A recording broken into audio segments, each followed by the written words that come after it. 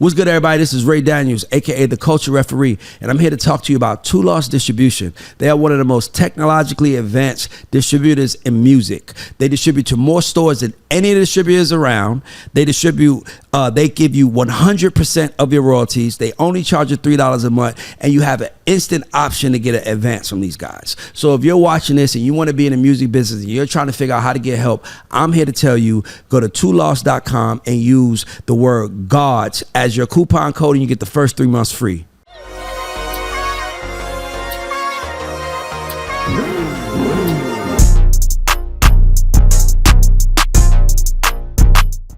What's going on? It's Rick the Negotiator. This is Ray Daniels, aka the Culture Referee, and this is Artist Spotlight presented by the God Show. Let's go, guys.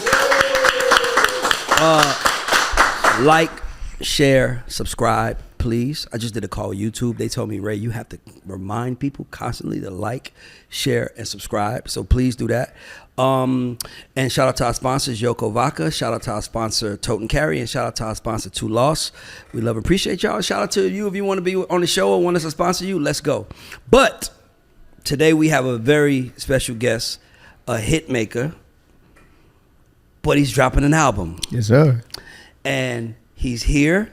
I've been knowing him for a minute. I've seen him, the growth. I've been, at least 10 years. We go back to at least the compound Over days. 10, yeah. Yep, Yep. at least the compound days. Let's give it up for, I was going to say Red Styles to fuck with him, but I'm not going to say that. Elijah Blake, let's go. What's happening? Don't get mad at me, Peter. Peter's going to be like, no, Ray, don't fuck it up, Ray. It's not Red Styles It's right Red now. Styles. It's not that right now. Call him his name, Ray. But yeah, man, appreciate you coming on the show, bro. Thank you for having me, man. And you know, I know you've been doing this for a minute. And you're one of the people that I like to focus on, because you're the smart artist to me. Let me tell you what I mean by that. So many artists are coming in the room trying to get on, and all they see is them getting on. They don't see that they can add value to the room. Wow. So you come in the room and you realize you are an artist, but you like, I could write too. And you use that to your advantage. That's why you don't look like a struggling artist. I love that you said that. Make sure you get his shoes. Ain't nothing struggling about him, bro. She's not a struggling artist, guys. And to me, I'm gonna hand you the floor. But I want to say the reason why it's important that you don't struggle is because you got to give God a chance to enter. Ooh. And a lot of people think that they can make the steps happen on their own. But I always say, most of us lose because we burn out because we want it so bad. Yeah. So if we got $1,000 to spend for the year, we spend that shit the first week of the year thinking, I'm going to get on, not knowing that week 2 is coming, and if that shit don't work, you are fucked. Exactly. And I see so many people fucked. So I wanted to give you that, because the object is to get in the game and take care of your family. Come on. The object is to get in the game, and once you get in the game the way you did, you can make a conscious, clear decision about where you're going, rather than, you know what I'm trying to say, like trying to figure it out, like all these people trying to figure out hitting Wardell and Catherine for checks. Man, just help. It's like, bro, this shit don't work like that, man. You got to go get that work. Yeah. And I love that you said that, because I truly believe that it's no coincidence what's happening with artists like myself, Money Long, Victoria Monet. Yep. I feel like we are the last batch to go through a lost art, which is artist development. Yep. We got to be that fly on the wall and sit back and watch. Oh, damn, these are the plays that Usher has to make. Because especially with Tehran, the secret is that you are privy, because a lot of business gets handled in the studio. That's where we live. That's where Rihanna lives. That's where they live. That's where the babies we're making is made. Exactly. Exactly. So I actually remember when I was working with Cole on Vendetta, and Eve walked in and was like, okay, this is how we're going to route the tour. And Cole's like, well, why we got to route it this way? Why don't we do this? Why don't we hit these markets? And so when you were talking about that, I remember being in the studio. And so they'll have that conversation because it's a safe space. Yep. So I feel like I got to sit there and watch the sacrifices and watch the commitment. Same with Money Long. She got to sit there and see that with Rihanna and all these other artists, and it's also with Victoria Monet. I'm sure there were conversations she was privy to just from being around a superstar, a megastar like Ariana, and the discipline of it all. And then, because I want you to focus on discipline, though. Discipline, because I want you to focus on that, because people will hear discipline and think you're speaking about like standing up straight, holding your shoulder. Like I want you, because you are a master at this, I want you to speak on what disciplines you had to take on, that being in the game the way you did. What did it teach you? What are the disciplines? The discipline is also one of the biggest things right now. I'm learning, like, always show up on time. And my dad taught me that the person who shows up on time controls the room. So when you look at, like, if you talk to Steve Jobs or Bill Gates and you're like, well, you're Elon Musk, or why you got to show up on time? You own the company. But when you show up late, obviously like 5, 10, 15 minutes late, things happen. But when you show up late, you're now at the mercy of the person who you're apologetic. Your posture is different. It's, I'm so sorry. Now you're making up. Exactly. So now they control the meeting. So if it's $100 million deal, you're already coming in at a disadvantage because you're apologizing. You're submissive in that way to try to show them that you're, like you're really apologetic about it. So that's one of the things. And also with Usher, I remember it was one point where he was playing me songs before the session started that didn't make confessions. And these songs sounded incredible. I'm like, oh my God, why didn't this make it? I'm a kid at this point. Oh, why didn't this make it? And he's like, just because it's great doesn't mean it's a part of the story. So now I understand with my storytelling, like that's why bodies of work create superstars. I just want to let you talk. Just You know what I mean? Yeah. And you'll see that, and you'll hear a song album nowadays, and it's just like, why did you take? I won't say no names because I get it. People are playing streaming games, but that's why these artists can't sell concert tickets. They're breaking streaming records, but what am I buying into? What is the story? What is the confessions of it all? What is my life of it all? What are you? Who are you? Why would I buy this shirt? I'm gonna buy this shirt from Mary. I'm gonna buy this shirt from even Taylor Swift because I know what she's selling me. And these artists, they just want to play streaming games, and it's like, oh, let me just put everything out. A 30-song project. I'm not gonna. My attention span is short now. Yeah. How am I going to listen to that and really understand who you are as an artist? So with this project, that's why I said it's just Elijah and a period, because this is me. This is everything I've been through, everything I've learned up until this point. Sonically, what I love, horns, live instrumentations, and like stories about my mother, which makes me understand how I love and how I require to experience love. Yeah. Well, I just want to tell you, you're the shit. Thank you. Let me tell you why you're the shit. Thank you, King. You're the shit for saying that. I wanted you to tap into the disciplines. Because, and I'm glad you brought up Money Long. I'm glad you brought Victoria Monet. These are people who I've known. I've been knowing Victoria Monet since like 2009. I've been knowing Money Long since like 2007. Right.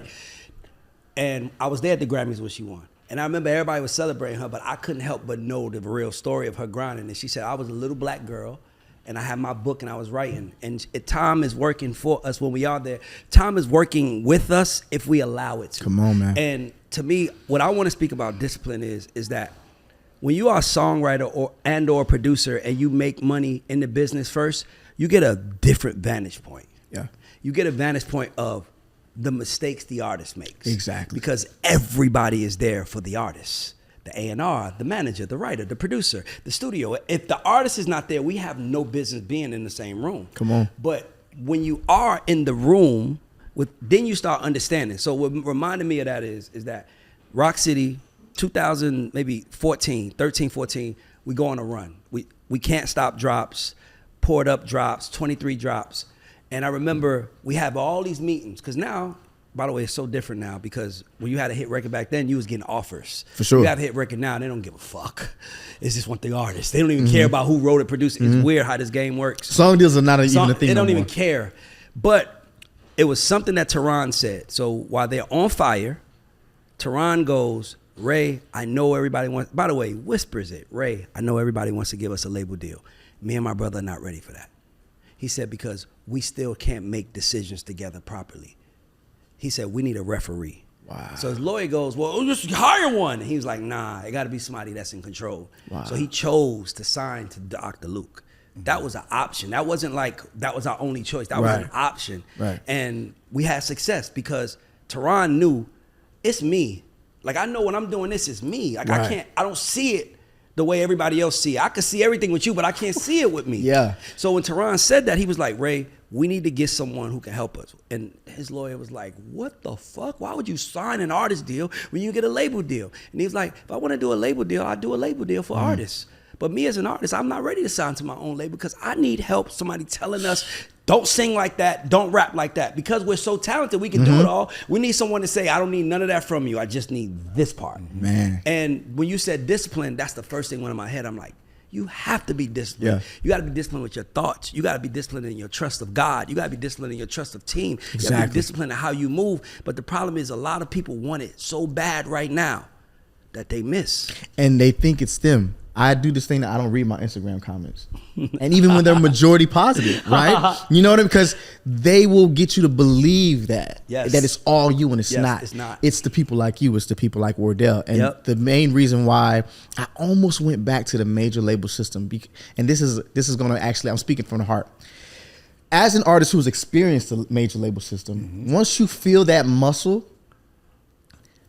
I think I've done my fans and people, my peers, a disservice, because when I left Def Jam, it was like independent, like forget the majors, they're dying out, and do it yourself. And my first project actually did well because after that, because they were like, we feel like it's coming from you, we feel like the control is back in your hands. But then the project after that, and like you're investing into yourself, and I do pretty well, but at the same time, it's expensive. Yes. So it's only so many DIY videos that my fans was like, okay, bro, like they waiting for you to go big. Yeah, I want to feel it. Yes. Now it feels like it's a decline. So then with this project, I'm kind of like, now I feel like I'm letting my fans down and my champions down. So we sat down with Republic and we sat down with Warner, but it was eating at my soul. I was like, ugh, like I'm sitting, it's musical chairs. So you're seeing the same people that did you dirty at the other labels. Yep. It's like, wait, you're here now? Oh, I definitely ain't signing here. Yep. But I sat down and I said, I talked to God, and he said, the meek shall inherit the earth. And I remember that line because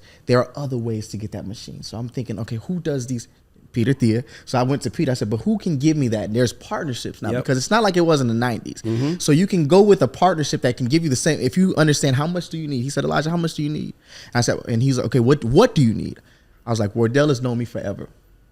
When I've made my biggest mistakes, he's known me when I was at Def Jam. He's known me when I was a songwriter, when I didn't have anything. Shout out to He's always like, my nigga right there. He's here with me now. That's my nigga right there. You know what I mean? But every time I would see Tehran, I would see you. Yep. And I'm noticing that there's a protection that us as artists we need, because everything it's a gut instinct. So we're like, we want to do this right now, and we need somebody we trust, not just somebody who a 90-year-old dude that just works at the label who's like, no, don't go there. And that's not what the world. How do you know? You're not outside. That's right. Wardell is outside. He's at the BMI Gospel Awards. He's always doing things. So I'm like, I said, I want to do this project and I want to make it me, help me, make it me, help people see me the way you see me. So he's like, singing your chest voice on these parts. Okay, but on this record, go back and do the falsetto in this part. Well, you love horns. Why not add horns here? Let's get live strings on this project. So it goes back to what you're saying. It's like finding my referees with Wardell and Peter and my team now. Artists have to understand that you got to have your team, and then the partnership can come and amplify it. Yeah, because let's be clear, you're independent even when you're on a major. Yes. Come on. The minute you think you're on a major is the minute that you've lost. Come on, bro. You have to think you're independent 24/7, 365. You have to wear the ownership of everything. Come on. Because it's yours. Yep. You are the brand. If it don't work, it's your fault. you. Even if you got the wrong people in the place, it's still your fault because you decided to let somebody else drive rather than you driving yourself. And you knew that because it's like you talented. Like I manage talent for a living, so I know how talent works. That's why I'm like disciplined and it's hard working with talent because a lot of times, and Wardell, you know this, is like they want it now. Yeah. Man, go get me a check. Go get me. I'm like, dog, you gonna give it all away before it's worth something. I saw this video, changed my whole life. I think I might have said this once, but it was a video of a guy and he went and bought $2,000 gold bars. Like he probably bought like 10 of them, like real gold bars. Right. And he goes to the mall and he's handing it out to people. And he's like, I got something for you. And people are like, I'm good. And he was so like, okay. And then, I'm watching, I'm like, why is this important? And then, the guy that was narrating said, did you notice how bothered he wasn't by anybody? You know why he wasn't bothered by no one saying no? Because he knew he had money in his hands. And it's like, well, that's your loss. Right. So if you really believe in yourself, a no shouldn't bother you. Because you should know, I feel bad for you then. Facts. Right? Facts. So what I say that to say that a lot of talent, they give it up to anybody who smiles at them, ends up at the end, and then blames everybody. You the one that was like, I'll give you my publishing if you give me $20,000. You the one that was like, bro, just sign me and I'll do this. You was the one that said that. Right. You was the one that said that, and they did what you said, and now your shit is working, and now you don't want them around. Now we don't like each other. Now it's like when you needed the $20,000, you loved me. Right. But now that it's time for me to eat, you don't want me around anymore. Yeah. Nigga, you gave it up. It's a selfish game, man. You gave it up. You cannot give it up, and then get mad when someone does something with it. It's just not the world we live in. Yeah. And that's how I feel now with my artistry. It's like I came into it as an artist, but like you said, I didn't want to be the struggling artist. That's right. Like I wanted to live a certain type of way. I saw actually when I first moved to Atlanta, this is the first time I saw black excellence at the magnitude that it is, right? So I'm like, I want to live like this. And all the artists didn't have money. They were broke. But the songwriters, Dream, Tehran, when I see Fauntleroy, Claude Kelly, I'm like, oh, I want to live. They got it. Mm-hmm. I want to live like y'all. Okay, and then Trey would always tell me, he's like, yo, I always tell you, you got a great voice, but like you have a gift for storytelling. And I'd be like, man, that's just because you got, Chef Tone and everybody flying to work. You Trey songs, everybody want to write with you. But he was like, no, you have a gift. He would always, I'm like, why is he going out of his way to say this? And I will always be grateful for that because I just felt like I was writing songs because nobody cared enough to write for me in a developmental phase as Red Styles. But once I saw my first check from Jupiter Love, and you know what I mean, and I was able to pay my mom's mortgage off, and now I'm able to be effective just as a man in my life and driving the car. Which makes you more confident in your abilities. Exactly. And like you're saying, I'm not begging the labels to sign me. I'm gonna do my homework. I'm gonna learn. It's like Mystique from X-Men. You go over here, get the superpowers over here, figure out, okay, why do they love you? Because it is, and okay, these are my, and then you hear it. Like I remember my first session with Kelly Rowland. She was like, where's your record deal? When I went in there to do the reference, she was like, can sing your ass off. Yeah, thank you, bro. Period. And she was like, well, where's your record? So now you have your internal champions, and now your heroes are advocating for you. And now it feels like it's time because now I know who I am because I know what I'm not. And not only that, sometimes you have to see yourself within the picture. Come on. And we don't talk enough about how sometimes you just need to see it one time. Yeah. Like I always give Jeff Dixon props because when I was coming up, I thought I was good, and I was like, man, I just want to work for you. And he was like, you don't need me. You can do it on your own.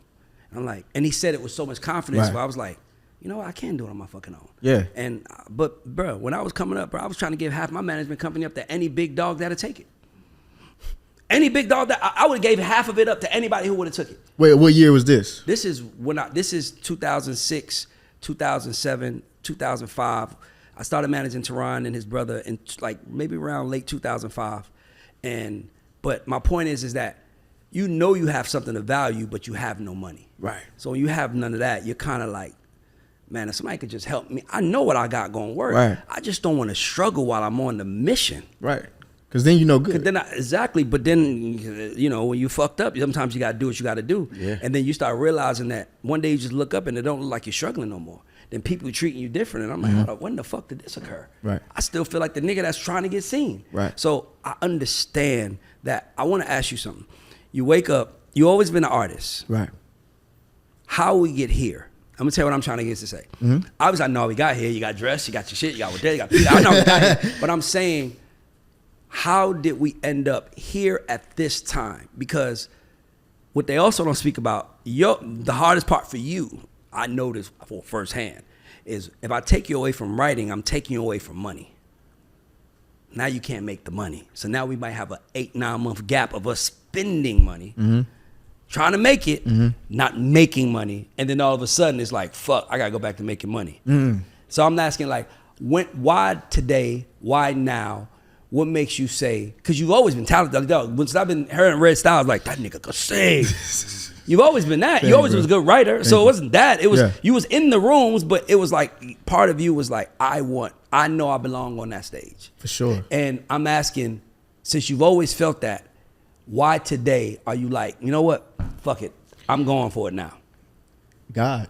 It was literally as simple as like one time I was sleeping and he woke me up. He was like, it's time now. I was done with the music industry. I'm like, we're not even making enough money like we used to. Because we done seen real money. Yeah, it's no money like it used to be. Before it was like 0.0006. Like we were seeing song deals. And so I'm like, at this point, the only ones who have to win now are the ones who are doing it because they love it. Because the money ain't, how I used to see MTV Cribs, it ain't that. Nah. So one day he woke me up and he was just like, it's time now. And it's crazy. I assembled this team. I was like putting together like my own version of Avengers. Peter Thea actually passed on me when I showcased for Jive. Yep. We just signed Chris Brown. I just don't know where it's gonna work in this scope of things. Yeah, exactly. So, but then I go to Def Jam and then him and Barry move over to Def Jam. But when he got to Def Jam, he got it. And he was like, I don't know if they're going to get this. Like, I get it. I remember he's like, by the way, I'm like, thank you, man. Like, at least the president gets me. He's like, oh, but I'm leaving to go work for Beyonce. Yeah. And I'm like, well, damn, the one nigga Exactly. gets it. But God was just taking me through these peaks and valleys, and I really am humbled that No ID kind of took me, when you talk about referees as well, he just took me under his wing and really showed me how to cultivate my sound. So halfway through my career, I became, as opposed to like just a songwriter, the artistry thing was happening. The web was weaving because now I have a sound. Yeah. And they weren't coming to me just for the songs. They were coming to me for the Elijah Blake sound. So now even I took some time off and I wasn't writing for anybody. I just was working on my project, but it just got to the point where people were like, well, what didn't make the project? Can we have that? Exactly. And I've had more placements when I'm not going, understanding that I'm not for everybody. Like right now, I think we got a record with Mater that's #1 right now. But I haven't even been writing for anybody. It's just people saying, okay, this didn't work for me. I started a song for myself, but this might be amazing for Rihanna, and I'll shoot it to Omar, and oh yo, she loves the record or whatever like that. So I just think once you lock that in, that is the art. Like your art is the selling point, and those stories I really wake up sometimes. I'm like, damn, I really wanted this for me, but I can't get behind this. This song doesn't reflect who I am. I always say, you figured out as an artist. I always tell artists, I'm like, you figured out yourself when you can hear something that you know is massive, exactly, and say, that's incredible, but that's not for me. Boom. And I only know that because I manage songwriters who are also artists. So our first record, Losing It, was a Trey Songz demo. Like you just start trying to put out any record. Right, you start realizing that, nigga, I was really just doing whatever I thought would work. Audio, like to my audio, like in your ear. But I didn't know that there were other important parts. I didn't know the packaging had to be right. I didn't understand that the marketing had to be right. I didn't understand the story. Right.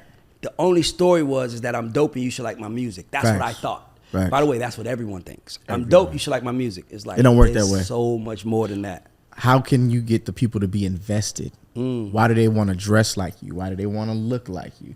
I always tell people, they drag Aaliyah so bad now. They're like, I'm looking back at it, I don't even see what's. But no, Aaliyah made the girl next door feel special. Yes. She made them feel like they can dress like her. If they put the swoop over the bang and put the sunglasses, they were cool. They were Aaliyah for a day. That type of intellectual property, or being able to, you can market anything. That's why she was in the movies way before we just now, you know what I mean? Like artists are going, Aaliyah was going to do The Matrix, you know? So who she was, or I heard L.A. Reid said, if they can't dress up like you for Halloween, you don't have a signature look. I say that. I didn't get that from him though. Really? You say that? I always say that. That is crazy. He might have got that shit from me. I ain't gonna lie. He might have got it from you then. I'm like, nigga, he ain't never said that to me. And I was with him all the time. I think he heard me say that before. I think he heard me say that before. He probably got it from you, man. It's all good. I got so much shit from him. It don't even motherfucking matter. Yeah.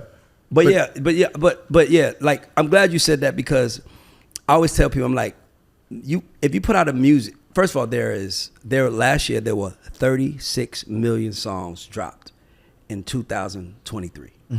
36 million songs. That's a small country, number one. Right. 36 million songs dropped. Out of the 36 million songs that dropped, about 10,000 came from majors. 36 million songs and 10,000 came from majors. That means that anybody could do it now. Exactly. Which means that we don't have a shortage of music as a problem. No. Like, we ain't never heard anybody say, we need more music. It's no shortage of music. We need more artists. We need more stars. We need motherfuckers that understand that they have to create a relationship with a group of people, and them people have to love them for everything they are. And the easiest way to do that is to be yourself. Come on. Because if you be yourself, at least you get people that's your tribe rather than his tribe or his tribe or his tribe. Just get your tribe. Yep. And they come to you for whatever reasons that they come to you for. So let's get into the projects. It's called Elijah, period, which is a statement. Yeah. I love that. How many, in what order is this project? Like, is this your third? Is your fourth? This is my fourth full-length project. That's what it's an EP or LP. It's an LP. LP. How many songs? 12 songs. Okay, cool. I was about to say, see, I know y'all season.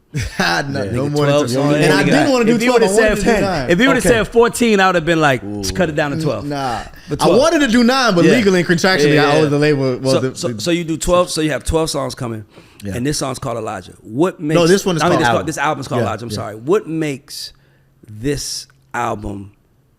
So let's say everybody heard the first 3, gonna hear these next. Hear this one too. We already got them. Whoever heard the first 3, they coming. Exactly. What makes this something that the people who haven't heard the other 3 feel like we got to come in and fuck with this guy? Like, what is it about this project that you feel like makes people come in? It's all the things that I kind of shied away from, that I was embarrassed about. Like, I don't know why when I first got signed, they made it seem like being a songwriter was like the worst thing.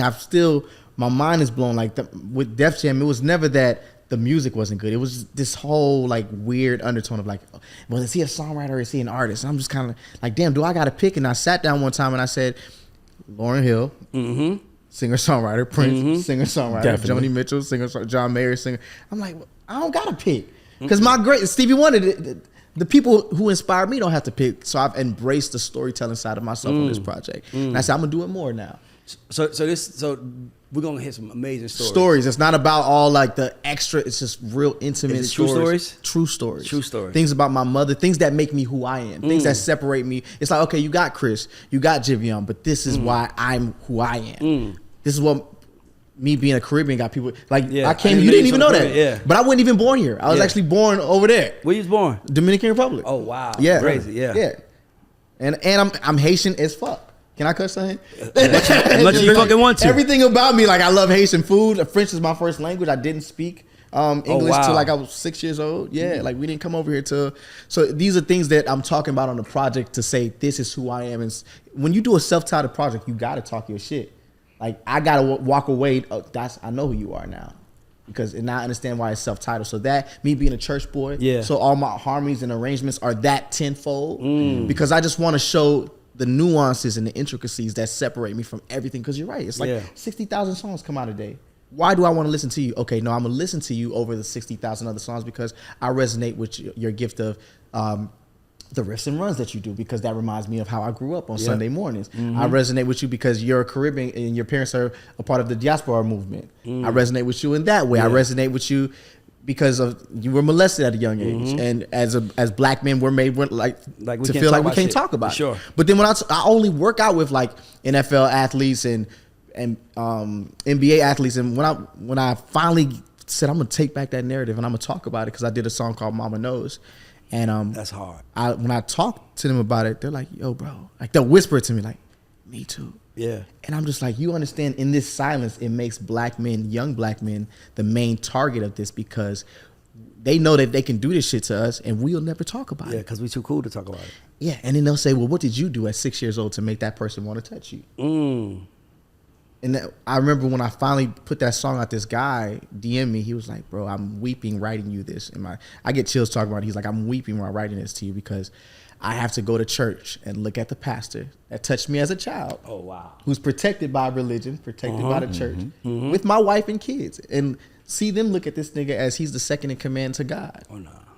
So that nigga would have got fucked up at the front of the church. You feel me? But he's protected in that secrecy and all those things. God knows. Yeah. And I walk away like, God knows that nigga God did. knows what happened. Y'all don't have to know. God knows that nigga did to me. He know what he did too. That's why he ain't calling the police on me right now. Stay your ass down on the ground. So you got a current single out now, Ghostbuster. And that what's the concept? So that one even talks about just unpacking childhood traumas and why I keep attracting the same person that hurt me over and over, because that ghost still looms in this haunted house in my mind.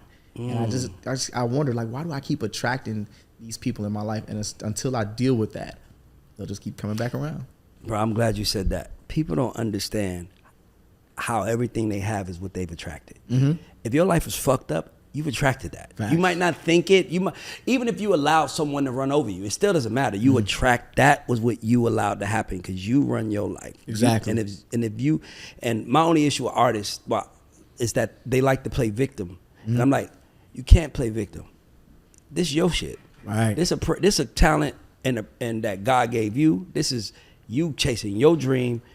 You got to be as active as we all are if you want to do this shit. Because if you're not, we're not gonna win. Yeah, you can only take what we do and amplify it and magnify it. Exactly. So How did Money Long and Victoria, did they, because I was trying to get that, is their success affecting you? Like, has made you say, you know what, fuck that, it's time. I feel like people don't know the conversations happen behind the scenes. Like when Money Long was transitioning from Priscilla to Money Long, we was on the phone. Yeah. Actually, I think her first before Hours and Hours even took off, I put a Money Long feature on my last project. It's a song called Dark Skin with me, her, D Smoke, and Durant.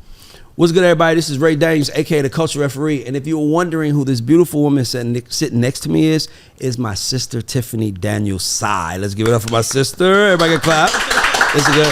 And my sister she's the most talented person in the family, and we started a family business, a signature scent company. So if you like smoke a lot of weed in your car and you want to get the scent out, you have to check out these scents. I know guys that use it for the weed. I know people that use it for cologne, and everywhere they go to get compliments. We make candles. We make room sprays. We got them in kits. So if you want to buy something for your loved one or anybody that you care about, hit us up, LorraineCo.com. And we're going to put the website at the bottom of it. But support this black business, support this black woman, and order, I promise you guys. As a matter of fact, use the word gods, and we'll give you 15% off. I just made that up, so if my sister's face looks crazy, don't get mad at her. I'll eat that. But guys, when I tell you this shit is incredible, you really should check this out. The best scents ever. LorraineCo.com. And we'll put it at the bottom of the screen. Thank you. Thanks. And Bernard, who's also like catching his wave now. Yeah. But I remember somebody, I'm not gonna say who, somebody on my team at the time was like, nah, because we were trying to get Ari Lennox. Yeah. And it just was a lot of back and forth. And I was like, no, I really love Priscilla's voice, and I'm gonna put money on it. And he was like, who's Money Long? And well, let's just take it's making the song too long. Yeah, that's a word, play on words I didn't repeat. But he's like, it's making the song too long, let's take it out. I'm like, nah. Like, I need it. It's the song called Dark Skin. I need a chocolate girl on there. And we put Money Long. He's like, the song's too long. And then maybe a week later, Hours and Hours goes crazy. And I said, remember that girl? Yep. Yeah, you remember that girl I was telling you about? But we was sending each other like ideas on TikToks, and like we just want it differently because it's a part of who we are. Yep. So everybody else, they want what comes with it, but we just want to sing. And we just want these songs to touch the people. And not only that, y'all have also been in this shit so long that y'all understand it's some bullshit out here. Exactly. And we're willing to outwork we're ready to outwork everybody. You see it, it's some bullshit. Y'all, the one thing being a writer producer gives you is direct access to see the artist fucking up. Yep. Whether you gave them a hit record and they like, I don't know if I want to sing it. It's like, what? Right. This isn't. And you're like, oh, you ain't gonna be around too much longer. Right. That, by the way, I don't know if anybody knows. Y'all know that's why Rihanna has a career, right? You know the story about Rihanna in L.A.? Oh yeah. Okay. I'm gonna let you tell it because I don't want they gonna get me. Yeah. Well, it's the truth. Like, so basically, what people don't know is that Rihanna was signed to Def Jam. Her first 2 albums, it was good. Christina Milian was on Def Jam too. Oh. You know what I'm talking about. Christina Milian was on Def Jam, and at the time, she was fucking with Dre from Cool and Dre. And, when a girl is messing with a producer that's a hit producer, he usually got power over her moves. Yep. So, he was like, nah, she black girl, she saucy, she this. So LA was like, oh, okay, she's all those things. Well, let's get that girl from the Caribbean in here. She'll sing those records. And those records, it wound up becoming SOS. It was actually the second album. One of the first and third album. It was the second. SOS. What's the other one? She. But those. No. That's first album. That's first album. Christina Milian can't sing Pond the Replay. That came out. And you're a producer, nigga. You supposed to know better. Yeah, but it was. But the point. Please don't stop the music. Please don't stop the music. All those songs were Christina Milian songs, and she didn't want to sing them, so they gave them to Rihanna. And now look where Rihanna is as an artist, and look what Christina Milian is as an artist. Now, Christina Milian still has a successful career. She's an actor. She's doing great. But I don't know if she sits around and looks at Rihanna and be like, fuck, I should have listened. Anybody would. How could you? And especially if the nigga ain't together no more. Yeah. I really should have listened. This motherfucker's gone. So, but that's why Rihanna is as big as she is, because they knew she would take a hit. And a lot of artists have such a big ego that they don't want to take a hit. Yeah. They feel like, I don't need that. I can do it on my own. Nigga, I'll take it. And not only take a hit, but take a hit and make it hers. Yep. I remember when Jay played me Sia's version of Diamonds. And Sia's a very special singer. Not that she's gonna out-riff you, outrun you, and hit more in high notes. And She had a distinct sound. Like, there's a distinct way of how her melismas and how she flips her voice. I actually have only heard her do it that way. So when he played this for me and I'm hearing how she's singing Diamonds, I'm like, who in the hell? And shout out to Kukarel. Because I saw online, they were like, oh, the new Rihanna Diamonds single comes out, in 2 weeks. I'm just kind of like, how are y'all gonna get down to pull this off? And when I heard Rihanna's version, I was like, is that Sia in there? Rihanna is a chameleon. That is her superpower. That is her talent, to take a song and to the point now where if Sia sings now, I'm like, oh, she sounds like Rihanna in a way. True. You know what I mean? But that is her superpower. You know who else has a superpower? Usher. Now let's talk about the records you did on Usher. Yeah, man. And he does have that superpower. Cause he ain't never sung a song like that. To this day, he don't have a song like Climax in his. That's why I'm like, man, I look back and I'm just kind of like, what did they want me there to do? Because I was the amateur in the room. You know what I mean? Like, I'm in the room with Usher, Diplo, Mark Pitts. I'm kind of like, what do y'all expect me to bring? So when I look back and I'm just hearing, I still hear like how that song has impacted where the music, R&B music is now still today, and how people are singing. Because again, at that time, everything was Dr. Luke and David Guetta was like, and I was like, can y'all please take the 4 on the floor? And I know Diplo, he has a hard time remembering things sometimes, but I would implore him to remember this, that there was a 4 on the floor on that track. Exactly. And I was like, at some point, it's got to stop. Exactly. At some point. And it was like production wise, it was different. Cause I remember they was like, at the time, it's like dubstep or it's like something in there. It was something in there that they was like, that's the song is that. I'm like, it might have been 4 on the floor, but it was something in there. I was like, that's what that song is? They was like, yeah, but they were speaking about the production. Yeah. Yeah. Around that time, even people don't know it, like Alicia was downstairs and Swizz was downstairs, and there was Usher has a gift that he'll listen to anybody. If the janitor, and I do this, I practice this in my own music making now. It's like, whoever's in the room, like, what do you think?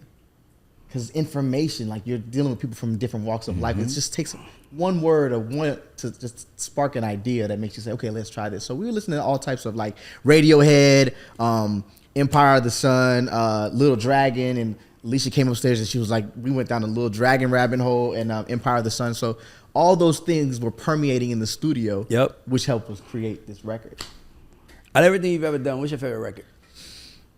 The Keisha Cole record, Enough. I was gonna say, you know what? To this, it might, because I saw her perform it live the other day. That's hard. That record is so hard, man. And for that, because Keisha's had an amazing. I was on the phone with her actually on the way here, but she's had an amazing career. Like, I don't think I realized it till she did the verses with Ashanti, and just seeing how she hit for hit, and she was writing those. When they brought me in to do that, they needed an up tempo for her. I'm just kind of like, and she didn't write with anybody at the time, and her and Ron weren't really like working. I think he had left Interscope. Ron Fair, by the way. They keep putting me in these positions to like fail. So I just thank God that, like, because I'm coming in behind Ron Fair, and they need an up tempo for Keisha. So when I saw her performing, just the energy that record has, I'm kind of like, wow, I'm like really cemented in a catalog of just hits.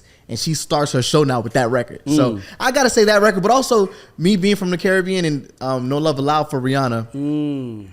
I remember, and she sent notes actually. I remember like it was on another song I was talking about. I just enjoyed seeing that she had like input into her thing. Yeah, I don't mind giving publishing to like artists when they contribute to the overall outcome of it. My issue is when an artist demands a certain type of publishing, and it's just like, but what did you do for it? Because now it feels like robbery. Now I feel like you're trying to bully me, and it is robbery. The only thing that, so I'm on your side. Somebody helped me see another point to like why artists ask for publishing. It's still a greedy to ask for 10%, but the reason I should ask for publishing is because let's say if Elijah wrote and produced a song for Rick, right? And Trump comes to you and you don't give a fuck. You love money. He's Biden. Oh, you about to really hit him. And okay. Now Trump is like, I want to license this record for $1 million. He has no say-so. He has no say-so in the record being licensed because he has no publishing and no approval rights. So even if you get 0.5%, he can still say yay or nay. Facts. But the asking for 10, 5, 10, 25, that shit is as criminal as it could be. It is criminal because when you go on tour for 50 million, for 100 million with the song and the lead single is a song I wrote, what do I get out of it? But and I'm gonna tell you another thing I tell people. I'm like, artists, if you look at, let's say Taylor Swift, if you look at Taylor Swift's value, she's worth $1 billion. Her publishing is probably 50 million of that, if that. And that's me reaching. You said 50? That's 50 million is her publishing is worth.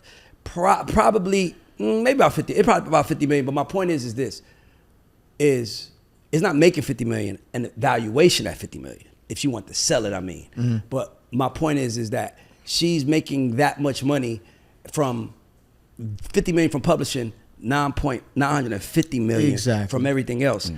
That 1 million that your record you wrote for her, that record that brings in 1 million a year, that ain't shit to her. So why? But it's life changing to you. Exactly. That's why they shouldn't do it to writers. Now you can take from producers all day. I think producers should give up shit because can I tell you why? Come on, no, you really saying producers should pay. Producers take from producers. Why? They're gonna get paid. They get paid no matter what. Like you can be a producer and have no hit records and make a good living. Can I chime in on this? Wait, please. I want to piss you off so you can start talking shit. When I was 15, I was studying. I'm watching because again, I was around Neo and I was around Tehran and I was around Claude Kelly and they live well. But they earned it. Like you hear big songs like "Party in the USA." You're like, okay, I know why you got this house. Yeah. But then I would get around producers who have like a deep cut that I never even heard and have this ginormous mansion. Yep. And I'm just like, how are you living as well, sometimes better than the songwriter who has literally wrote the soundtrack of my life? And to take it further, the producer also. He can make $500,000 to $750,000 a year and never make a hit just off songwriter fees. I mean, just off of production fees. Exactly. And points on the album. Exactly. And writers don't get that. And that's why. Take for the producer. Hey, nigga, you know me. Oh, no, now I'm getting points. Oh, nigga. I want points too. Toronto too. You won't get me. First of all, do you know why producers get paid and writers don't? No. I'm going to tell you. You're going to love this. You know, Wardell, you know why? Because we're independent contractors. No, right? that's not why. Okay, so let me tell you why producers get paid. Dr. Luke taught me this. Because the songwriter maintained 100% of the copyright. The producer was hired by the label because you will write a song, right? Think about it. You will write a song. It could go to Luther Vandross. It could go to Dolly Parton. It can go to... And the producer was selected based on that. And his fee, because he owned no publishing, was his fee and points. That's why producers get paid, because they were the hired contractors. The copyright is owned by the songwriters, because songwriters back in the day would write songs on guitar or piano. So think about the girl that wrote Man in the Mirror, right? Yeah. Saida Garrett, right? The woman. Sorry, Saida Garrett. Saida Garrett wrote that song with another white guy on a piano. Once Quincy takes it, he produces it. Right. He gets the fee. The writer owns everything. That's why the big songwriter, the woman, Diane Warren. I was gonna say what she taught me. I learned that. Nigga, we was doing the record I was A&R Sierra's album, and Harmony. Shout out to Harmony Samuels. He produced a record on there that she wrote. And Harmony's manager at the time called me and was like, "Yo, I need your help." And I'm like, "What?" Mind you, I'm new. I've been in the game, but I never heard this before. And she was like, "Can you see if you can get Harmony some publishing on a record?" And I'm like, "Why he ain't getting publishing? It's his record." And she was like, "No, Diana Warren don't give up publishing to nobody at all." At all. So we wound up giving him like a high fee, and I think we wound up giving him more points. But shout out to Harmony. He did Enough and No Love as well. I love Harmony. That's my nigga. Yep. But what I'm saying is that producers were hired by the label to finish the song that was owned by the songwriters. And I learned what you're saying from Diane Warren, because she did a song on my album that was on Def Jam, and I love this record, and I brought it to No ID. And I'm like, yo, Diane Warren wrote me a song. Like, I can't wait to record it. And he was like, we can't do nothing with that. Well, I can't do nothing with it. I said, what you talking about? Damn. And No ID's a super producer. He's like, yeah, like she don't get published. She don't get published to nobody. So she's flipped it. Now she hires because now you're a work for hire, because if you do the beats, she hired you to do the drums. She hired you to do the guitar, but she's the producer. So she's making herself the Quincy. And that's what I've been doing on this project as well, too. So I've been sitting down because I do it anyway. And I'll sit there and I'll be like, it don't matter who the producer is. I'm like, yo, let's do this beat drop. And a lot of the real songwriters who are also artists, because I don't think that those things have to be exclusive, you know. Right. I've watched Priscilla and other people be like, nah, let's change this. And we do be producing, but because we're coming in the room under a certain cloak, we're not allowed to, or we're seen as problematic when we shift it. Yep. So for me now, I'm asking like, hey, I just want you to know, like once my ideas go on this side, I'm technically co-producer, producer, and I want points. You gonna give me? Nobody has ever, in history of life, showed up to a concert and said, "I can't wait to hear them play that beat." Facts. Nobody has ever went to a concert and said, "I can't wait to hear that beat play." You go to concerts to sing the words. Or you've never heard a number one when it's just a beat. That's my point. Is that what I'm saying? So it's like, with that being said, this business has to start. And by the way, it is so fucked up now. Yeah. No, Rick. It's writers and producers are fucked in today's market. You gotta pay them. I don't give a fuck if it's $2,000 a song. You gotta pay them. It's about the song now. Can I tell you why? Let me tell you why. Because there was a time you said Rihanna Unapologetic album. You wrote the song on there. Yeah. If they bought that album for Pour It Up, he still gets paid the same amount of money we get paid. Now we might get an ASCAP check because our record's on the radio, but the money from that album, we make equal money. Now, we can listen to whatever we want on demand. So we got 3 songs on the album. Your song got 1 billion streams. My song got 1 billion streams. Your song got 60,000 streams. We on the same album. You get the same plaque I get. Yep. I just probably made $300,000-$400,000 more than you did. Right. Off of radio royalties. Off radio royalties. Or maybe Yep. more than that. Depends. On radio royalty, you talking about shit. A pop song, you talking about $700,000-$800,000 you can make off of just one record. Yeah. So that's what I'm trying to get to. Like, it's like now artists are like, you can make on my album. That don't even mean shit no more. No. I probably lost money being on your album. I probably lost money being on your album because I want a plaque. I want to get my manager a plaque. Nigga, that's $1,500. I only make $1,300 from the album.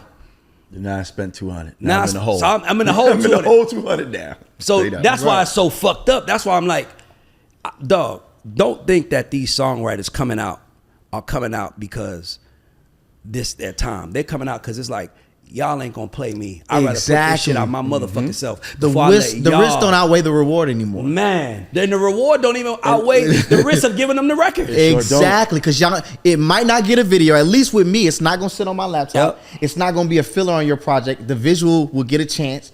I can put maybe a couple what I got behind it so that somebody can hear it. But let me tell you another thing. Is also I tell every writer and producer, if they're listening to this, put your songs out. Let somebody put out. I have a song that we did that we cut on, what's her name? Kim Petras.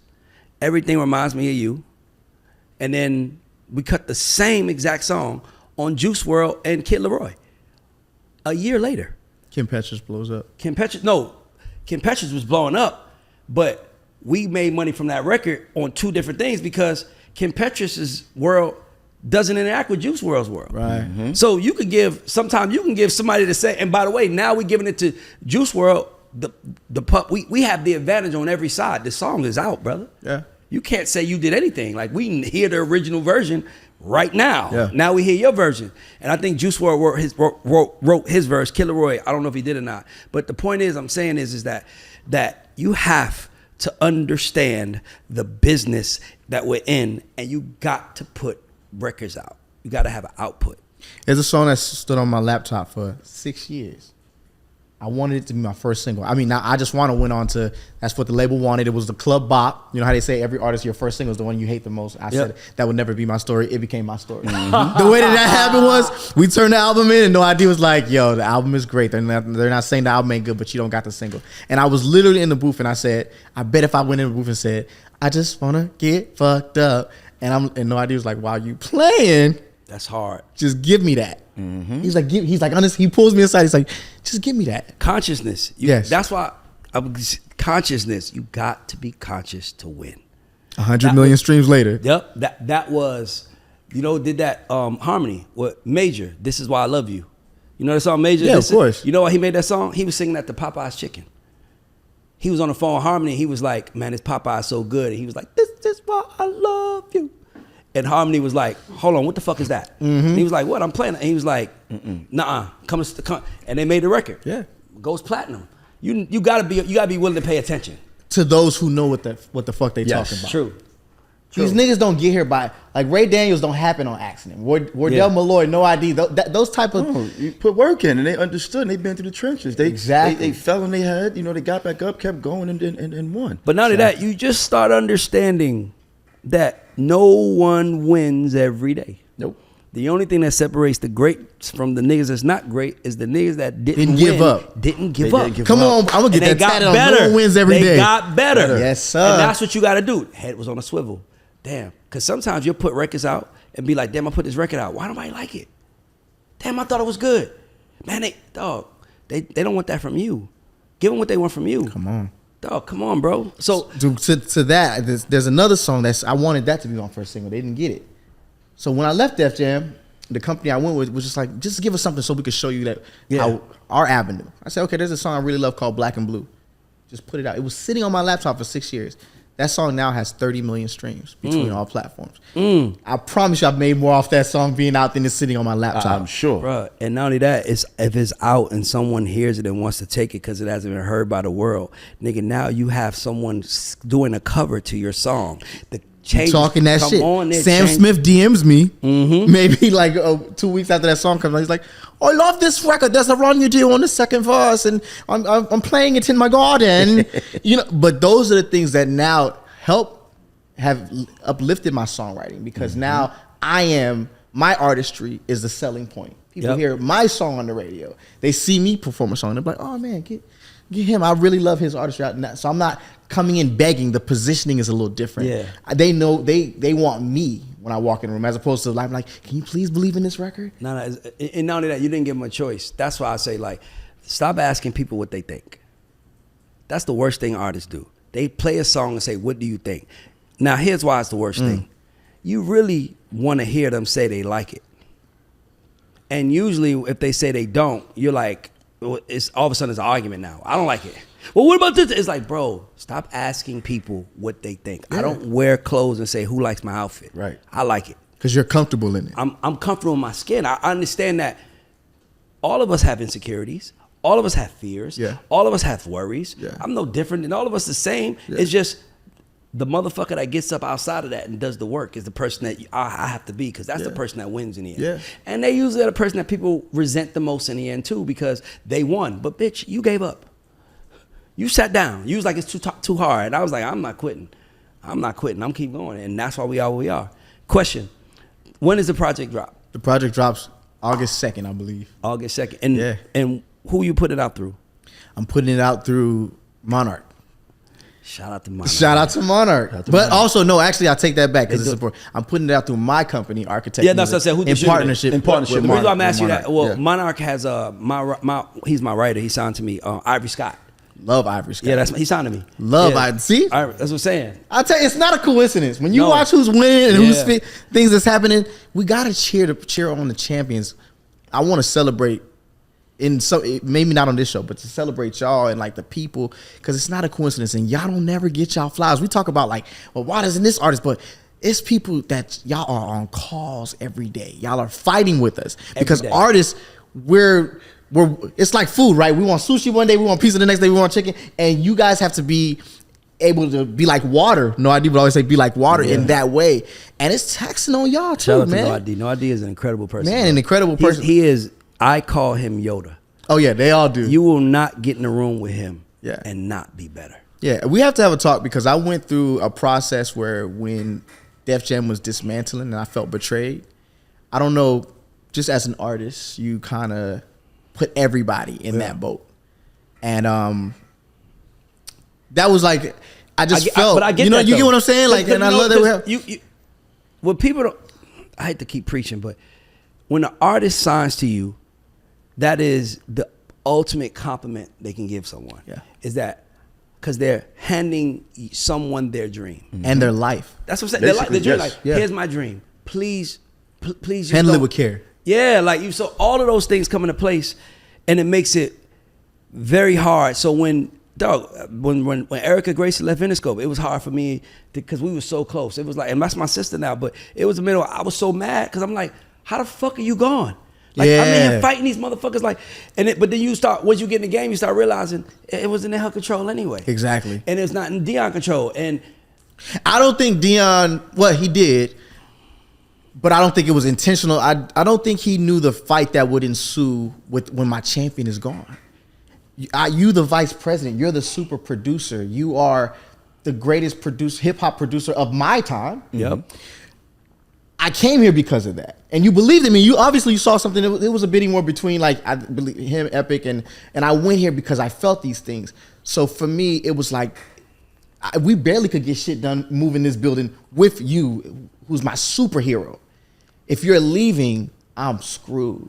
And my biggest fear is being stuck somewhere for 6-7 years, because I don't even know if he knew, but it's not like I could have went to Def Jam and been like, let me go. It wasn't that simple. They were dropping a lot of artists, and at one point I did feel like, okay, well, I could just say the key man clause, my champion is gone, let me go, I'll figure it out on my own. But it wasn't that. It's lawyers involved, and how do I get out of this deal? Yeah. And I just felt alone in that process, and I just kind of was like, it was a fuck everybody for moment. sure. But by the way, you were right to do that, and that was the decision he probably wanted you to make. Yeah. Because right now, I need to go do what I gotta do for me. Yeah. And I need you to do what you gotta do for you. Yeah. Because they ain't fucking around with neither one of us. At all. And the best thing that happened to you is him leaving. You know Yeah. why?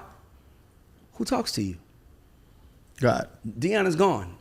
Anybody in the room want to deal with Elijah Blake? Like, that's how to get. I worked at a label. That's how it goes. Dion is gone. Who wants to have no Elijah Blake? Elijah Blake. And it's like, I can. Now, that person got to go sell themselves to you as a whole new coach. Yeah. You might not take it. Yeah. Now they go back and they're like, just send them home. Yeah. And that's probably the easiest way to get up. It's hard to get off the label when your person is still there. Yeah. Because they like, why are you so excited to let them go? You here with us. Yeah. Yeah. What you got something planned on the outside? Yeah, You trying yeah. to sign them over to Yeah. another label and get Yeah. some money? It's like, nah, I just want to. It's just, bro. It's just the game. We don't talk enough about how low vibrational people are in the music business. Yeah. This is the easiest entry point in the world. It's nothing you could do to make millions of dollars that is easier to enter than music. No, and think about it, right? If I Like, wanna name be something else you could do, you could make millions. If I want to be a doctor, I got to go to school. I can't just wake up and say I'm a doctor. If I want to be a lawyer, I got to go past the bar. I can't just wait. Even if I believe it, the music industry is the only. Even if I want to be an actor, because Lena Waithe, I've been speaking to her recently. Shout out to Lena. I know she probably watching because she supports me so heavily, and it's mutual. She approached me about a potential role, but even then, because she had the power to do whatever she wants to, it's like, no, actually, I'll pay for your first acting class. And there's still like a level of integrity. Yes. You have to, you can't just, I'm an actor. Music industry, a nigga can wake up tomorrow, and I've seen it because some of my homeboys have seen how I live and they don't know what I went through. And they're like, I'm a songwriter today. And I look at them like, no, the fuck you're not. But no, you're not. No, you're not. But in their mind, they can go to a situation now and get a deal. You know what I mean? Or Like, So it's offensive. so You said that so low right. vibrational. Yes, it is. You don't have to have no qualifications. You don't even have to be a good person. You just have to be able to come in there. Sometimes you don't even have to write it.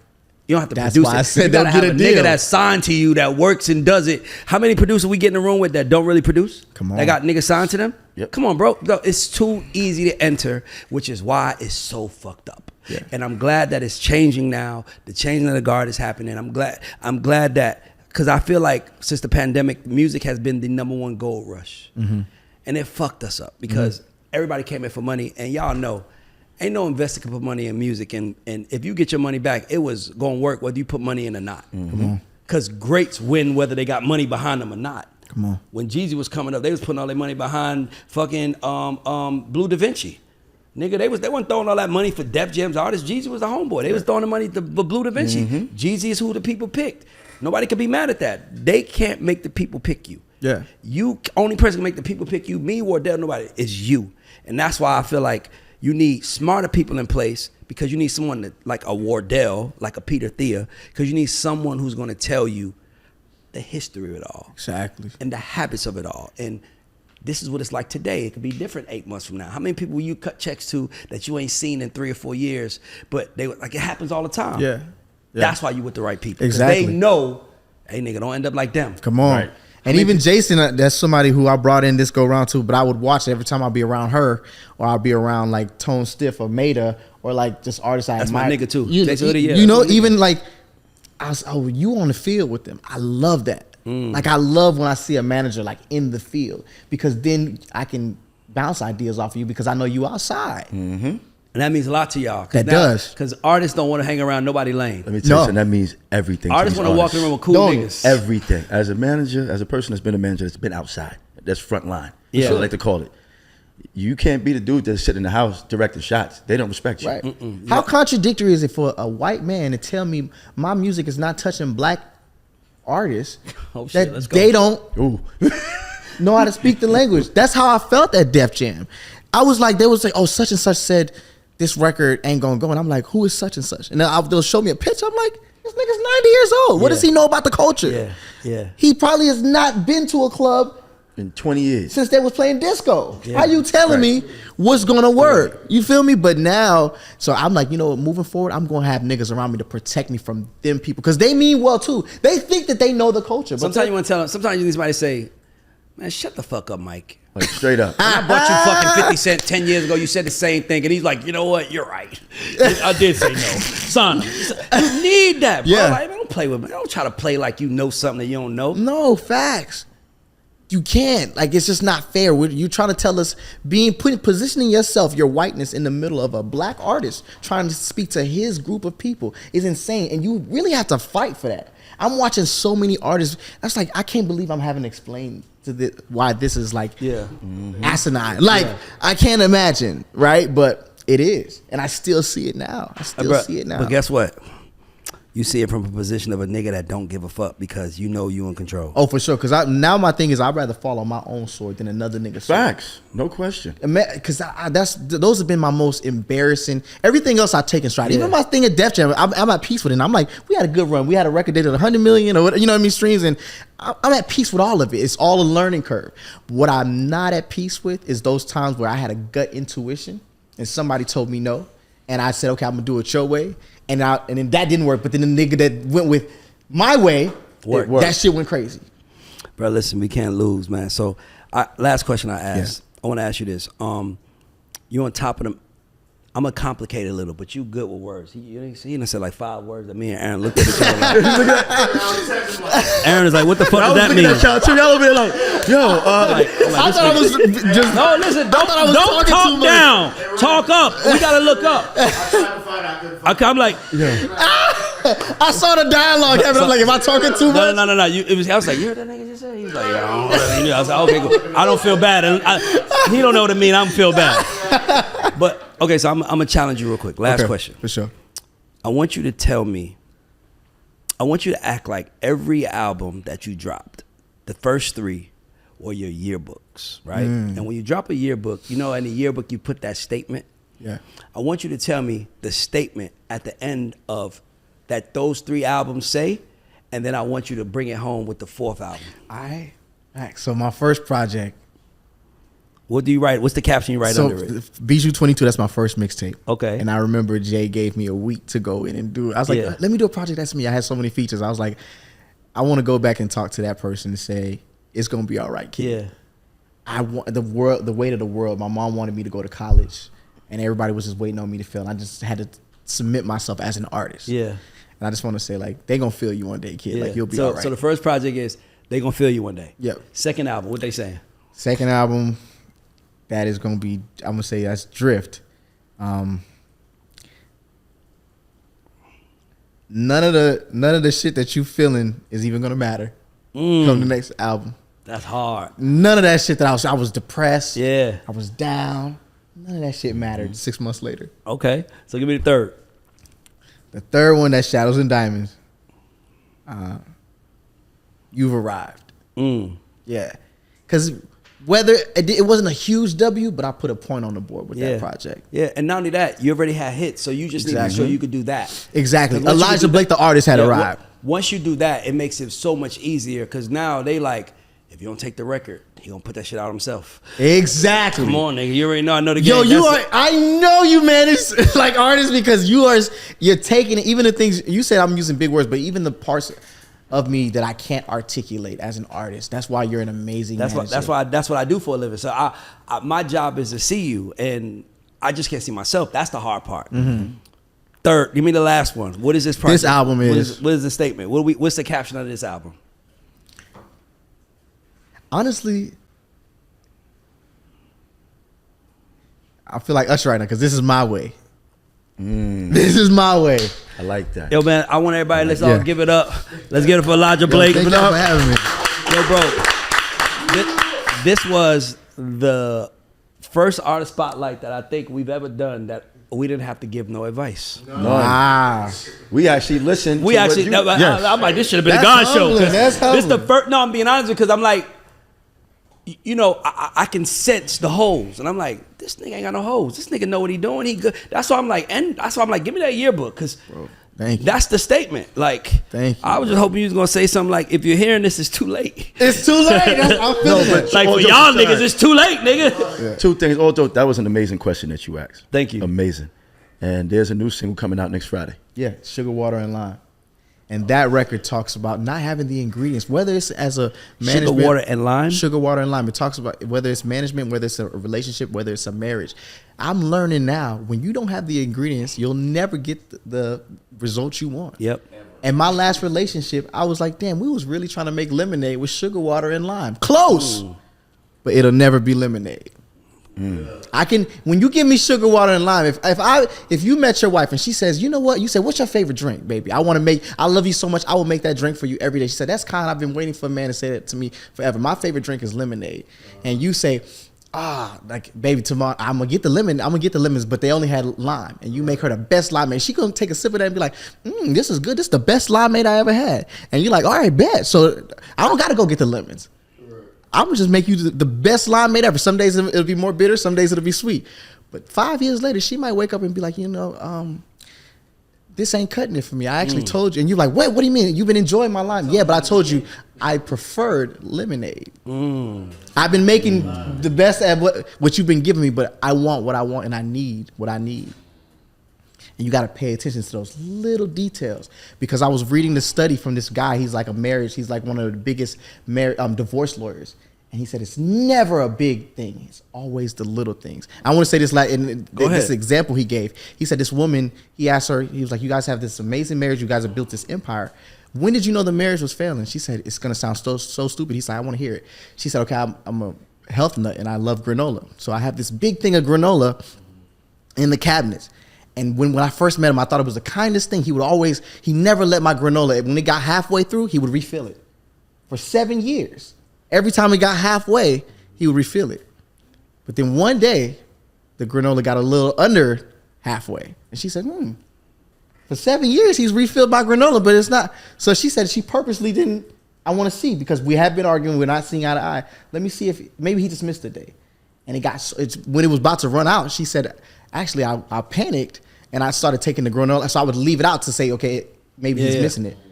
It didn't happen. She was like, at that point, I knew it was over. It was over. The way he handled me, the attention to detail, the way he cared for me, was gone. I'm gonna say this to Wardell. I'm telling you this.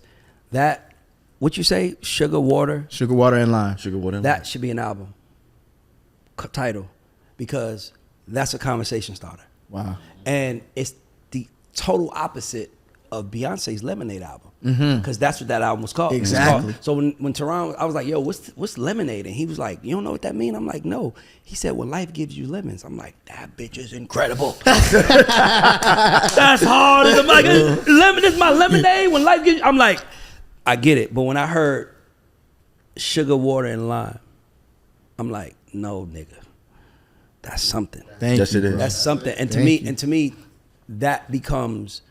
that is the first question to an hour conversation, which is what you want in the music anyway. Wow. Even if I see it, it's like, what the fuck is that? Exactly. And it's like, it's my shortcomings. It's that's all I got. It's like, exactly. Really? So now it becomes, or this is all I can offer. Exactly. Got an idea? What up? I'm like, you do that all the time. No, I wasn't. No, I wasn't, because when you said sugar, water, and lime, I'm like, what the fuck is that? Yeah. That's a communication, bro. You walking. These are my lines. These are my traumas. This is my sugar. I will handle you with care. I'll be affectionate. My water, I will pour into your drink. I want lemon. And sometimes it's as simple as that. What you need? Do you want lemon? I want lemon. That's just what I prefer. How can you argue with somebody that way? You wouldn't. Mm-hmm. That's why I think it's such a good conversation starter. Yeah. But I think that the music has to match, and I think that you should dive into the theme of that, because Lemonade was an angry album. Like, she was dealing with some shit, and 444 was an apology album. Yeah, I'm sorry, I see you. Yeah. I just think it's a great opportunity for you, and I think that I'm always interested in titles, right? Because titles is what draws in. And I feel like if I seen Elijah, I'd be like, that's dope. Okay, he making a statement, period. I like the period. Definitely like that part. I ain't gonna lie, I wouldn't even add a period. I'll put period. I don't want you like to the miss. word period. I don't want you to miss what I'm saying. Elijah, period. But when I heard that title, I'm like, bro, please do something with that. Thank you, bro. Please do something with that. Make that an album. Make it, this is my ingredient. Like, make it a conversation. Oh, yeah. And that artists that are listening to this, that stayed for the final minute, come on, that's what you came in for. Connectivity is what it's all about. Yes, sir. You have to find something that you can connect yourself to, that other people are connected to also. Yeah. Whether that's pain, whether that's love, whether that's family, whether that's struggling, whether that's suicidal thoughts, whatever it is. The object is to say, here's where I am, and here's the music that says where I am. And if that music is strength, then it could be strength. If it's I'm weak, I don't know what to do, it could be I'm weak. But whatever it is, the people, when they feel that, are gonna come to you. Because anytime I'm down and I'm like I don't know if I could do this shit, I play DMX Slipping. And that line when he's like, a chip on my shoulder. When the last time you felt that way? Shit. Maybe a few weeks ago. Like I do my best to be positive, but I'm also in touch with myself. So if I'm hurting about something, or I'm mad about something, that something doesn't sit well, I sit in it. Yeah. Like, I don't run from it. Like, I sit in it. Like, why am I uneasy right now? Like, and then let's say if it's Wardell, I'm like, what about Wardell makes me uneasy? What's my biggest fear? Oh, he's gonna do something. Okay, cool. Now I'm coming to take it. Like, let's do it now. Yeah. Nigga, let's go, nigga. Cause I'm like, when I feel fear, it scares me, because but it doesn't scare me. You know, you could be scared and stay still, or you could be scared and jump up. And it scares me, it makes me jump up. Cause I'm running to that shit. Ain't nobody gonna. That's how I am. I'm not gonna feel nothing in my body that makes me uncomfortable, and I ain't running to that shit. Cause I'm unafraid. And I'm in that space, man. People might look at it as like, this is my most difficult era, but it's like I've been mishandled so much that even people who are trying to love on me, in some instances, I'm just kind of like, but you got to understand, like, it's been a lot of everyone projecting on me. So this way, when I say the thing I keep saying with this project is my way. Yeah. At the end of the day, I feel like as an artist, like, we are made to feel like if we're open to opinion, that means we respect you. But then also, when we're open to an opinion and then we consider the opinion and then we say, okay, but I kind of want to go with my gut intuition. If that gets challenged, then we feel disrespected. Have you did artwork yet for the for the project? Album? Yeah. Okay, cool. You have one? No, I was gonna say, when you kept saying my way, like, all I saw was a street sign. Like Elijah on the street. But that sounds like the trailer right there. To me, you might have given us the content. I gave you something. I don't want to give you something, Wardell. But this platform is so important. I know we got to go. I'm gonna just say this. This is so important. And there was I was so excited to come here today, because how often do I look up? I used to hate podcasts, because I just see a lot of unqualified people giving an opinion. I'm like, this is the problem with the music industry. Yep. So when I sit amongst people who have protected people like myself and that type of artistry, I'm like, oh, I can talk about it. I've never spoken on some of the things I've spoken on today because I haven't felt safe. Because it's a safe place. Because I know what you mean. Exactly. And to me, that's what made me start this, because to me, it's all about community. And it's like, I don't care about anything but, like, the cameras being here is the bonus for the people. I forgot they were here, actually. The conversation is what I come for. And what I learned in this, because we have a lot of, like, I don't really like to ask for people to be on this, because it's kind of like, I mean, I'm here. Like, I'm here, nigga. Like, if you want to come. So even when Peter hit me, Peter was like, I got a project coming out. Man, it'll mean a lot to me if you, I'm like, Peter, you don't got to do all that, it's done. Yeah. What are you talking about? I'm like, Peter gave me my first check, bro. Wow. When my first artist got signed in fucking January 2005, nigga, Peter Thea was the person in the room that said yes. Wow. You could call me and ask me, can your kids sit on the show? That's just who I am as a human, nigga. I know what that did for me, and I know I'm still here 20 years later. You can't tell me, Peter, don't do this. He even said, man, he said, I can't wait to listen, man, shout me out. I'm like, Peter, stop acting like you ain't fucking Peter Thea. Come on, Wardell just said this the other day. And this game will make you forget. Yes, it will. They will make you. That's why I love Wardell so much. I know we rapping, but that's why I love you so much. Because you ain't never walked in the room on no bitch shit, on no weak shit, on no I'm just happy to be here shit. You walked in the room and said, I'm Wardell and I matter, and you should listen to me if you want to fucking matter. Oh no, it's a boot. It's gonna be the jury. It's gonna be the shades. It's gonna be. Ain't no downplaying anything. You know, sometimes when you with an artist, you like, well, let me not dress like an artist. Oh no. Wardell's like, bitch, you better catch up. I know. I'm telling you. If Wardell's doing the promo run with me, man, I gotta get a nice. Yeah, Wardell's kind of like, I put on the wrong motherfucking sweater. Let the nigga know it's coming. I was gonna wear jeans today, and I saw we had on something doing it. Now I know I got the shoes on. Wardell here. And look at this nigga shoe. You shit. Now Wardell, we wrapping up, man. Can you come here real quick, man, if you don't mind? Right Show these niggas your shoes. What executive? He has a Gucci hat on. Look at the shoes, Wardell. Hey, listen, bro. The only people, let me tell you something. He's been like this forever, by the way. I know. The only people that sign stars are stars. Wow. And the reason why we don't have no stars is because we don't have no stars in these companies. And if we do, their light is being blocked every day by the motherfuckers that ain't a star. Am I telling you? And by the way, I believe that so much that I could have went and got a job making $300,000 to $500,000 a year. But bitch, I'm a star whether I got your title or I'm not. And I ain't gonna lie. And I'm gonna tell you something. When I walk in the room now, it feels good. Yeah. Because you're celebrating, you're talking to me because of what I've done, not because of a job somebody gave me that has no power. That's why I take it. Come on. And it's hard because I watch Wardell A&R, some of these other. I'm like, why don't they ever credit you? Beyond like currency, like credit is the biggest form, the most valuable. So I'm like, bro, you executive produced my album. He's like, is that? Yes, you did. Yep. I was sending you songs and you were saying change this, fix this, and you the A&R. And Monarch, can we make this happen? And guess who else he works for? He works for Catherine. That motherfucker is the star of all stars. That's why she's okay with you being a star. Exactly. What if Catherine was lame?